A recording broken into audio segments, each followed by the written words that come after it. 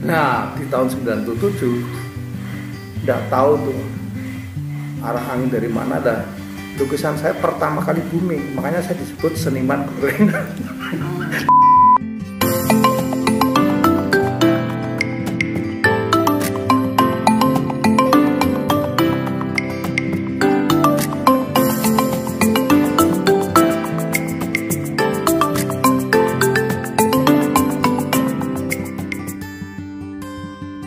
Misuma itu saya ditawari ya. Dari dulu juga memang seperti itu. Makanya pernah ada seniman dunia kesini namanya Ashley Bickerton. Anakku ngomong lupa kan ngerti lah ya, dirasani. Tak terus film itu dirasani kok masih ada orang yang tidak profesional.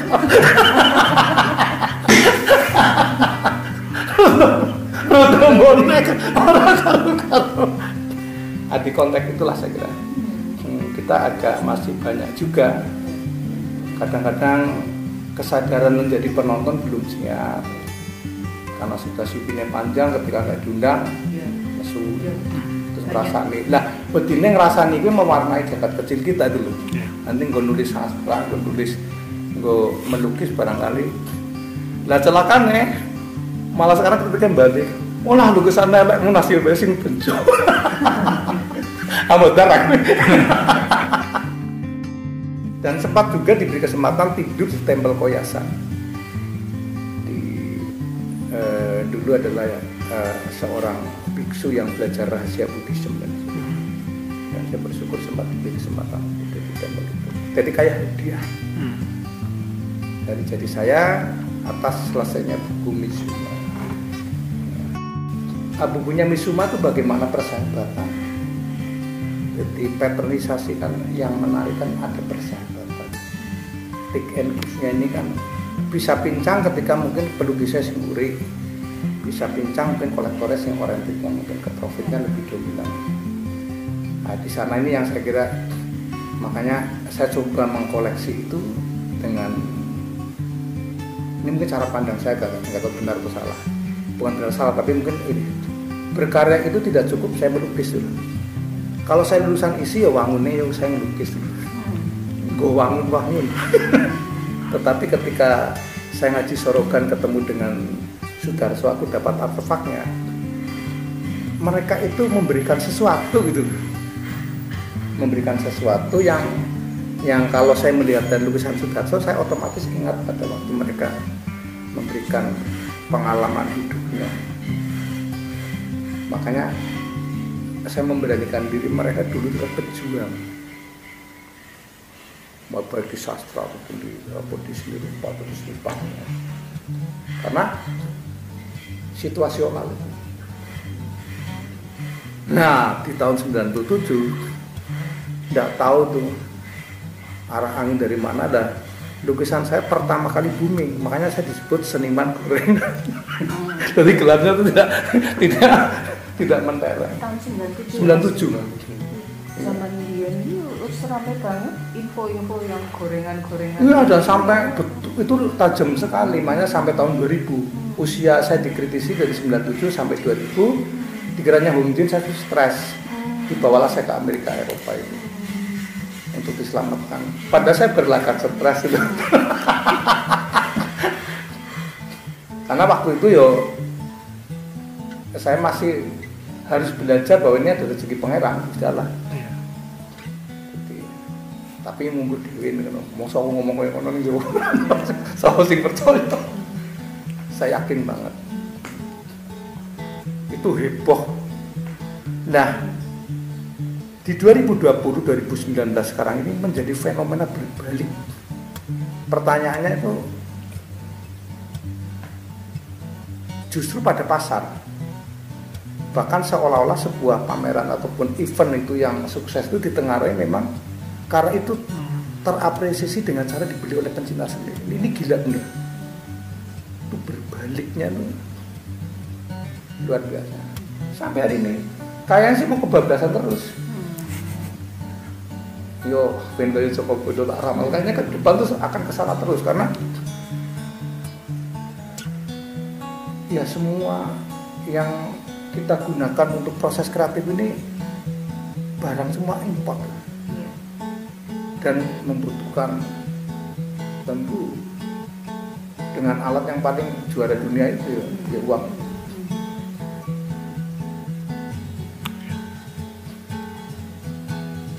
Kalau yang proses penciptaannya seperti tadi ya, oleh mana apa istilah lainnya ya, transformasi mungkin dari narasi teks sastra ke rupa.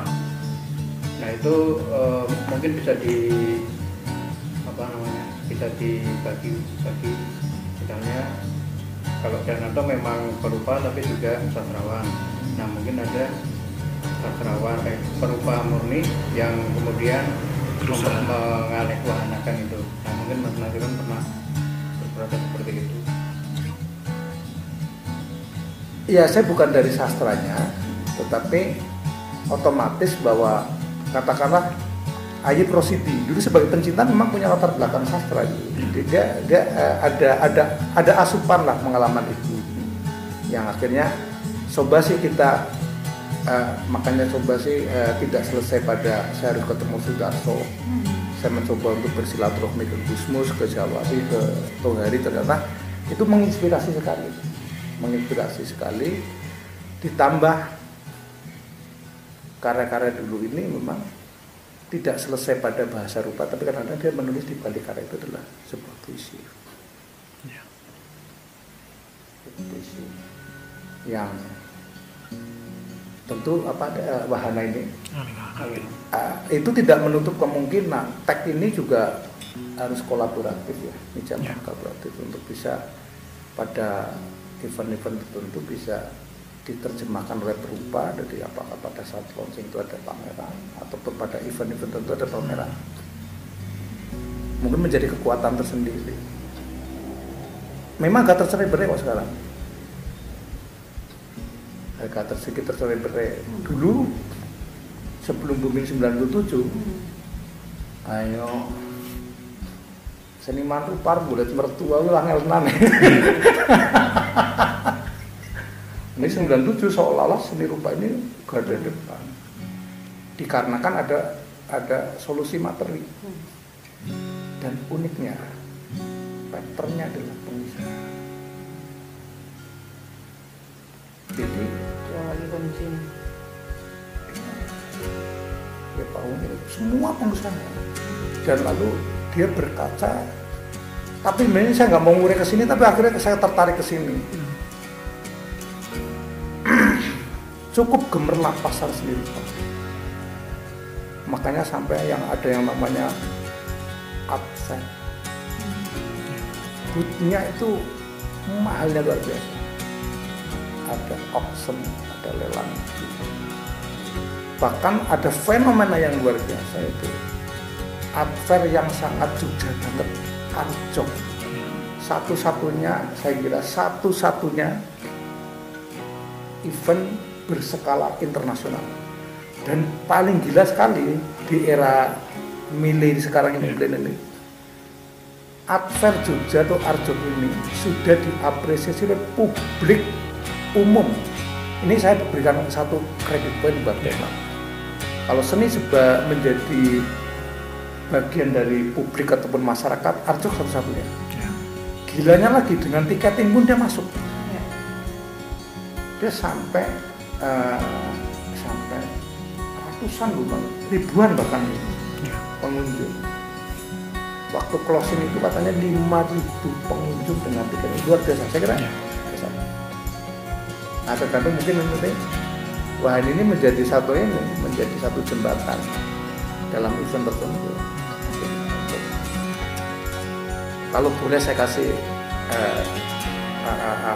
pandangan, bisa diterjemahkan oleh bahasa rupa. Seniman dari Sabang sampai Merauke berarti otomatis dia punya kepakan. Ternyata di tahun 70 Apin menulis di majalah Time, karena Apin piawai lama di Prancis dan dia menulis menarik banget menurut saya. Jadi seorang kreator sejati itu adalah bukan pameran hari ini lebih baik dari kemarin, tetapi berani juga. Karena kan kita kan orang cepet-cepet tuh langsung melabeling dirinya seniman. Kenapa? Jadi mungkin kreator ini menjadi aku pikir bahwa bakat kita seni ini diasah dengan proses kreatifnya. Saya kira kita prosesnya terus pada kreator saya kira. Dan nanti yang melabeling kita menjadi seniman itu kita nggak ngerti. Ya, publik ataupun waktu dan sebagainya. Nah, mungkin kayak ruang eksperimen, makanya kolaboratif menjadi ideal karena kadang-kadang yo nyicipi lah orang kata ora paham.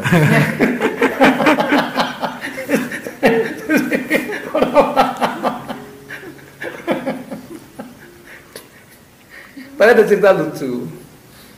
Ibu guru saya itu anaknya itu nggak kerja tuh loper koran. Terus aku tadi ya ada apa-apa langganan koran Di Cilacap sana. di sini saya nggak pernah baca koran. Wah nggak ada waktu untuk baca. Cuman tukang saya nganggur. Coba kamu potong dilemkan di kertas menurut imajinasi Anda. Nah, pada waktu ada ilustrasinya siapa itu dipasang. Aku cuma tak tempel di warna merah, plak nih karena Prodi Jakarta. Ini malah payu. Londonnya goblok. Tiga aku nggak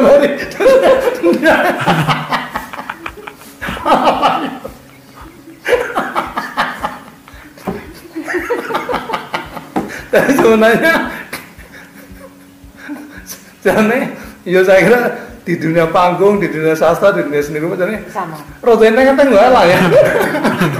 Jadi memang soal seniman nih kegondrongan idenya ingin mewarnai jagat. Tiga lenteng lah. Jadi 97 tuh ketika booming tuh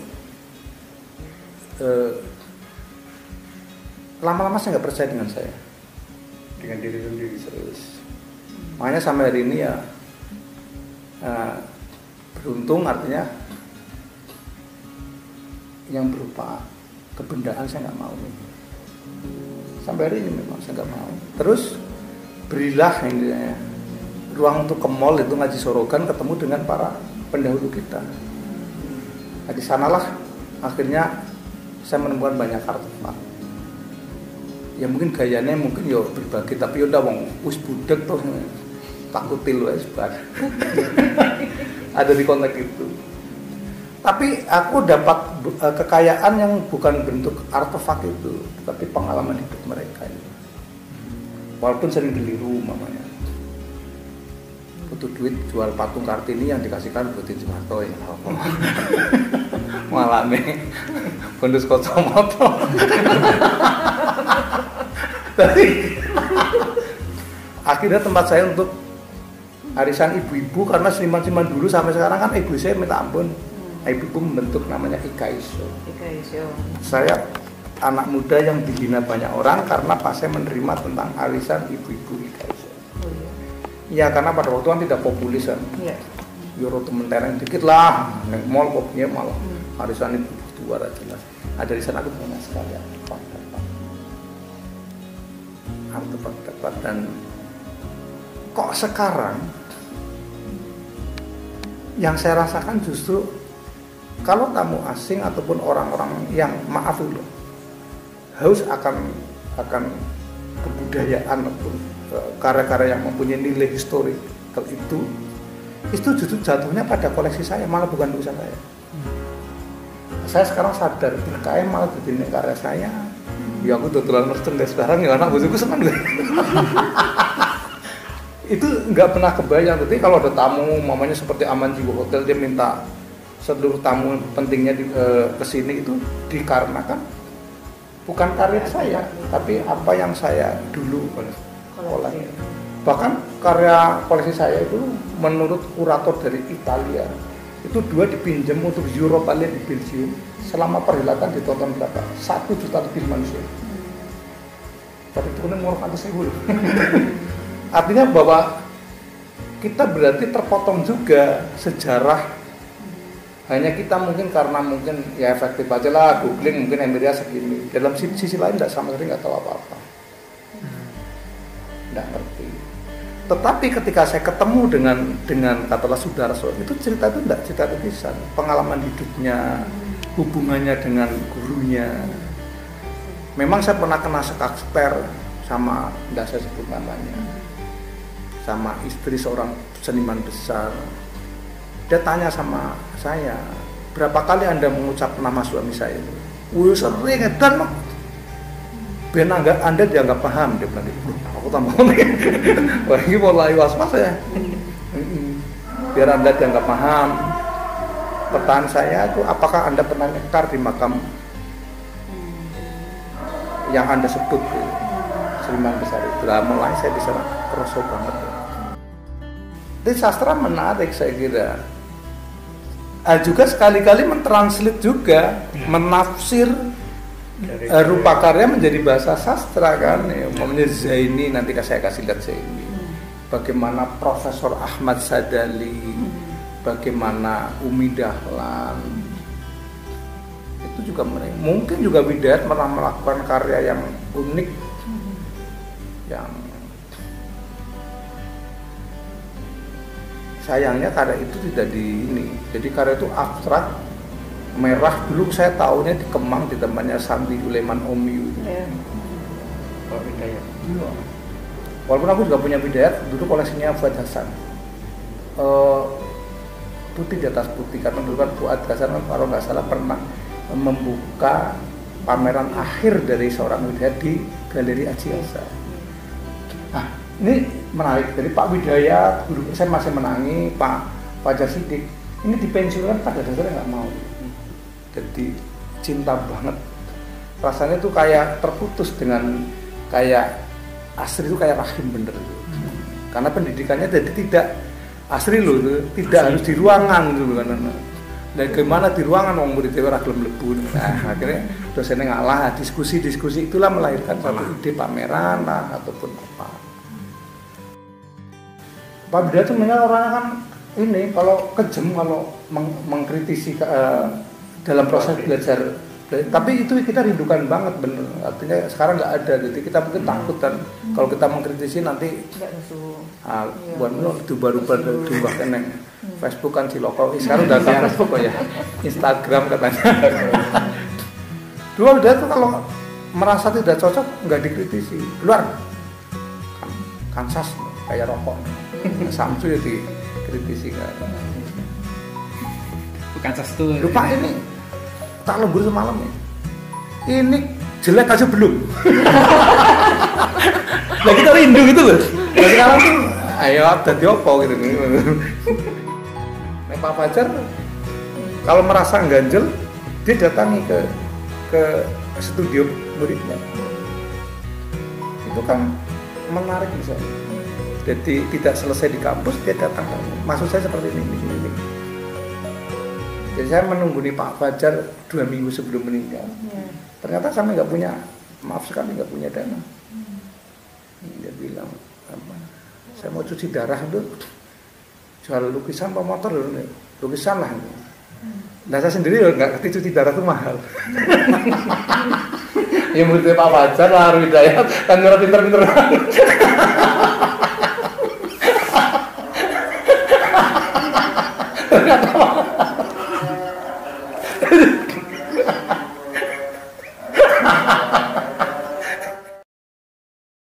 Terus Pak Fajar bilang ternyata nggak mampu ngeframe, jadi cuman untuk tutup akuarium. Lu kasih nang dhuwur akuarium mau gogonan nih. Karena belum terapresiasi. Nah itu juga yang menginspirasi 97. Pikirannya Pak Humudin saya itu sakit, sebenarnya nggak sakit. Justru saya sakit ketika ketemu dengan para dosen kita ataupun para seniman otodidak yang nyaris namanya juga tidak terapresiasi. Yang kedua kalinya mungkin maaf sekali lah secara ekonomi betul-betul Nah akhirnya metodologi bagaimana kunjungan dulu kepada seniman tua sudah nggak ada. Itu mungkin malah sebelum reformasi itu. Jadi tidak ada catatan dalam pikirannya. Ya biar memang kalau memang rumahnya kecil ya enggak apa-apa, tapi kan tidak harus besar kan. Tapi anak itu terjadi kunjungan. Nah kalau muridnya saja yang tidak kunjungan kepada gurunya ya akhirnya terputus. aku pikir itu penting menjadi, ya itu tadi, kesenian tidak cukup hanya melukis, tidak hanya menulis sastra ya, ataupun membuat koreografer tari ataupun seni panggung itu, tapi bagaimana kan kayak kolaboratif bisa dalam bentuk karya seni, tapi kolaboratif dalam pemikiran, koyo arisan ide tanpa disadari gitu.